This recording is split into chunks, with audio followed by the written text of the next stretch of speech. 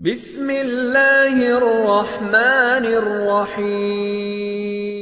توحید کا فائدہ کیا ہے؟ وہ اللہ کے قریب کر دیتی ہے اور اللہ کا مقام و مرتبہ سب سے اونچا ثابت کرتی ہے۔ یہ توحید کا سب سے بڑا فائدہ ہے۔ اور شرک کا سب سے بڑا نقصان کیا ہے؟ وہ انسان کو اللہ سے دور کر دیتا ہے، دور کر دیتا ہے، اور اللہ سے زیادہ طاقت وہ غیر اللہ میں سمجھنے لگتا ہے۔ اور اس کی دلیل کیا ہے؟ والذین یدعون من دونہ ما یملکون من قطمیر۔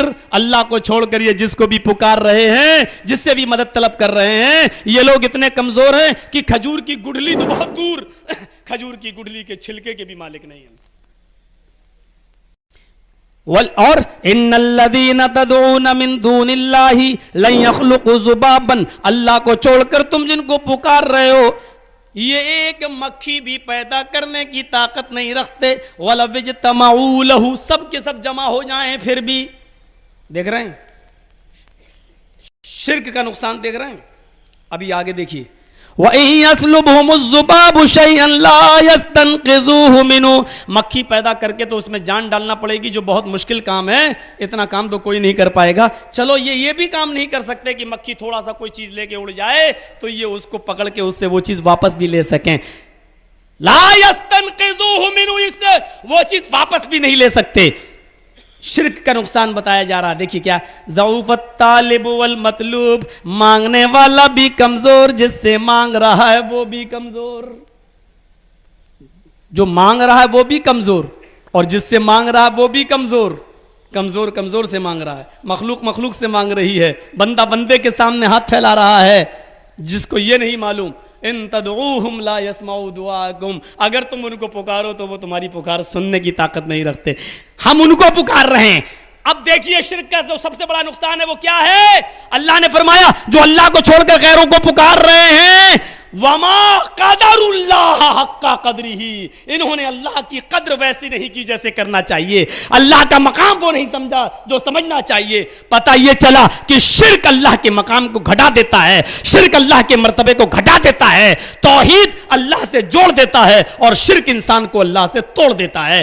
توحید اللہ سے جوڑ دیتی ہے، اللہ کے قریب کر دیتی ہے، اور شرک اللہ سے دور کر دیتا ہے۔ اور شرک کا نقصان یہ ہے کہ اللہ کی قدر و قیمت، اللہ کی قدر و منزلت ویسے نہیں سمجھی جاتی ہے جیسے سمجھنا چاہیے۔ یہ نقصان ہے توحید شرک کا اور وہ فائدہ ہے توحید کا۔ ایک حدیث اور پڑھوں گا بخاری شریف کی۔ اللہ کے نبی فرماتے ہیں میری امت کے 70,000 انسان بغیر حساب و کتاب کے جنت میں جائیں گے۔ دیکھیے اس حدیث پر غور کیجئے، میری اس امت کے 70,000 افراد بغیر حساب و کتاب کے جنت میں جائیں گے۔ صحابہ میں چرچے ہونے لگے 70,000 آدمی کون سے ہوں گے حساب و کتاب جن سے نہیں لیا جائے گا؟ ارے ہم تو نہیں ہوں گے، ہم تو پہلے کافر تھے، بعد میں اسلام لائے، ہم نے تو کفر دیکھا ہے، بعد میں مسلمان نہیں، ہم نے نہیں۔ دوسرے دن اللہ کے رسول نے پھر اس کی وضاحت فرمائی۔ آپ نے فرمایا کچھ لوگوں میں چرچے ہو رہے ہیں کہ 70,000 آدمی بغیر حساب و کتاب کے وہ کون ہوں گے جو جنت میں جائیں گے؟ اللہ کے نبی فرماتے ہیں میں بتاتا ہوں وہ 70,000 افراد کون ہیں جو جنت میں جائیں گے۔ فرمایا الذین ھم لا یتطیرون، جو بدشگونی نہیں لیتے ہوں گے۔ بدشگونی سمجھتے ہیں؟ عرب کے اندر ایک پرندہ، کسی آدمی کو کوئی کام کرنا ہوتا تھا، یہ کام کروں یا نہیں، اس میں فائدہ ہوگا یا نقصان، تو وہ ایک چڑیا لیتا تھا اور چڑیا کو اڑاتے تھا، چڑیا پکڑ کے اڑاتا تھا۔ اگر وہ چڑیا، وہ پرندہ دائیں طرف بھاگتا تھا تو کہتا تھا نہیں نہیں میرا کام ہوگا، دیکھو دائیں طرف بھاگا ہے۔ اور اگر وہ چڑیا، وہ پرندہ بائیں طرف بھاگتی تھی تو کہتے تھے نہیں نہیں ہم یہ کام نہیں کریں گے۔ یہ بدشگونی ہے۔ جیسے کوئی کام منگل کو بگڑ گیا، ارے چلو اگلے منگل کو پھر کیا، پھر بگڑ گیا، اگلے منگل کو پھر کیا، پھر بگڑ گیا۔ اب آدمی کہتا نہیں اب میں منگل کو کام ہی نہیں کروں گا۔ اب میرے ساتھ ایک حادثہ ہوا ہے، لوگ کہنے لگے تم چھوڑ دو مولانا۔ میں نے کہا کیوں چھوڑ دوں؟ میں نے 4 نکاح پڑھائے ہیں اب تک اپنی زندگی میں اور چاروں کو طلاق ہو گئی۔ اب آدمی کہتا مولوی صاحب اب مت پڑھاؤ، تمہارا نکاح پڑھایا ہوا طلاق ہو جاتا۔ اب میں یہ سوچ لوں نہیں اب میں پڑھاؤں گا تو طلاق ہو جائے گی، یہ بدشگونی ہے۔ قسمت میں تھا ہو گئی، میں کیا کر لوں؟ غلطی تو تیری ہے، تو نہیں رکھ پایا اپنی بیوی کو صحیح سے، تو اس میں میں کیا کر لوں؟ میرے نکاح پڑھانے میں غلطی تھوڑی ہے، تیرے رہنے سہنے میں دقت ہوگی، تکلیف ہوگی، اس میں ہم کیا کر لیں؟ اور چاروں خوش ہیں کم بخت۔ یہ بھی نہیں کہ سب خوش ہیں, لڑکیاں بھی خوش ہیں, لڑکے بھی خوش ہیں, کہتے ہیں ہاں بہت اچھا ہوا. کہ تو وہ لوگ سمجھتے ہیں کہ جرجیت صاحب کی وجہ سے آسانی ہو گئی, اگر کوئی اور نکاح پڑھایا ہوتا تو ہم پھنس گئے ہوتے. کچھ لوگ آسانی بھی سمجھتے ہیں. تو یہ بدشگونی ہے, بدشگونی. جیسے کوئی حج کرنے جا رہا ہو, راستے سے بلی راستہ کاٹ کے چلی جائے, حاجی صاحب واپس آ جائیں, بیوی پوچھے کیوں, کیا ہوا, کہ بلی راستہ کاٹ گئی. یہ بدشگونی. فرمایا الذین هم لا یتطیرون, جو بدشگونی نہیں لیتے ہوں گے. کون سا منہ لے کے صبح اٹھا تھا بے ابھی تک, کیا دیکھ لیا تو نے صبح سے, آج کوئی ایک مزدور نہیں, ایک گراہک نہیں آ رہا میری دکان پہ. یہ بدشگونی. الذین هم لا یتطیرون, جو بدشگونی نہیں لیتے ہوں گے. ولا یقطعون, جو اپنے جسم کو دغواتے نہیں ہوں گے. داغنا ہوتا ہے نا, داغتے. کبھی کبھی انگریزوں کو دیکھیے ننگی پیٹھ پر داغ لگوائے رہتی ہیں, کبھی ادھر لگوائے رہتی ہیں, کبھی ادھر لگوائے رہتی ہیں, کبھی ادھر لگوائے رہتی ہیں. اور عشق کے دیوانے لوگ اپنی محبوباؤں کے نام کھرچ لیتے ہیں, محبوبائیں اپنے عاشقوں کے نام کھرچ لیتی ہیں, جو کبھی نہیں مٹتا ہے, دکھاتی ہیں. داغ لگوانے والے, نل جو نہیں لگواتے ہوں گے, لگوانے والے نہیں, جو نہیں لگواتے ہوں گے, جو بدشگونی نہیں لیتے ہوں گے, اور جو اپنے جسم کو دغواتے نہیں ہوں گے, یہ لوگ بغیر حساب و کتاب کے جنت میں جائیں گے. اور تیسرا ولا یسترقون, جو جھاڑ پھونک نہیں کرتے. جھاڑ پھونک اگر قرآن سے ہے تو جائز ہے. سن لیجئے گا مسئلہ.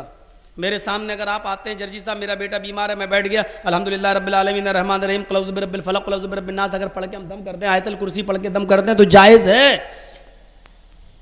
جائز تو ہے, لیکن اگر کوئی شخص اللہ پر بھروسہ کر کے قرآن کی ان آیتوں کو بھی دم نہ کروائے, تو یہ اور زیادہ اچھی چیز ہے, اور زیادہ تقویٰ ہے. نہیں, اللہ نے بیمار کیا, اللہ ہی شفا دے گا, ہم نہیں جھاڑ پھونک کروائیں گے. نہیں, اگر کوئی قرآن کی آیتیں پڑھ کے دم کراتا ہے تو جائز ہے. ہم قرآن کی آیتیں پڑھ کے دم کرتے ہیں, معوذتین وغیرہ, تو جائز ہے. لکھ کر دیں اور لٹکائیں وہ نہیں, لیکن دم کریں تو جائز ہے. لیکن اگر دم نہ کریں ہم, اور کسی سے نہ کروائیں, بیمار ہے, اللہ نے بیمار کیا, اللہ شفا دے گا, اور چھوڑ دیں, اللہ کے اوپر معاملہ سپرد کر دیں, تو یہ لوگ, یہ اس حدیث کے مصداق ہے. فرمایا ولا یسترقون, جو کامل اللہ پر بھروسہ کر کے جھاڑ پھونک نہ کرواتے ہوں گے, یہ لوگ بغیر حساب و کتاب کے جنت میں جائیں گے. اب کیا ہوا, جو بدشگونی نہیں لیتے ہوں گے, جو اپنے جسم پر داغ نہیں لگواتے ہوں گے, اور جو جھاڑ پھونک نہیں کرتے ہوں گے, یہ لوگ بغیر حساب و کتاب کے جنت کے اندر جائیں گے. یہ اللہ کے رسول نے جیسے ہی بیان کیا, ایک صحابی اٹھے, ان کا نام عکاشہ تھا, کہنے لگے اللہ کے رسول میرے لیے دعا کریے کہ اللہ مجھے بھی ان 70,000 لوگوں میں سے کر دے, اللہ مجھے ان 70,000 لوگوں میں سے کر دے. اللہ کے نبی نے فرمایا آئے عکاشہ, تم انہی لوگوں میں سے ہو, جاؤ تم بھی 70,000 لوگوں میں جو بغیر حساب و کتاب کے جنت میں جائیں گے, تم انہی میں شامل ہو. جب اللہ کے رسول نے عکاشہ کے لیے کہا, تو ایک اور صحابی اٹھے, کہنے لگے اللہ کے رسول میرے بارے میں بھی کہیے. اللہ کے نبی نے کہا سبقک عکاشہ, عکاشہ تم پر سبقت لے گیا. یعنی اب میں سب کے لیے دعا کروں گا تو سبھی یہیں 70,000 تو یہیں ہو جائیں گے. یہ تو قیامت تک کے لیے ہے, 70,000 افراد میری امت کے جنت میں جائیں گے بغیر حساب و کتاب کے. تو میرے بھائیوں, یہ توحید کا فائدہ ہے کہ انسان جب توحید اس کے اندر آتی ہے, تو وہ قرآن کی آیتوں تک کو اپنے اوپر پڑھ کے دم نہیں کراتا, بلکہ اللہ پہ بھروسہ کرتا ہے. توحید انسان کو اللہ کے قریب کر دیتی ہے, اور شرک انسان کو اللہ سے دور کر دیتا ہے. تو یہ اتنی سی بات کافی ہے. آگے چلیے, 10 چیزیں بتانا ہے مجھے. دوسری چیز نوجوانوں تمہارے لیے,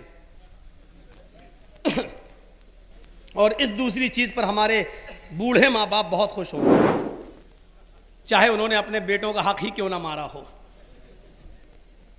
فرمایا وَلَا تَعُقَّنَّ وَالِدَيْكَ وَإِنْ أَمَرَاكَ أَن تَخْرُجَ مِنْ أَهْلِكَ وَمَالِكَ.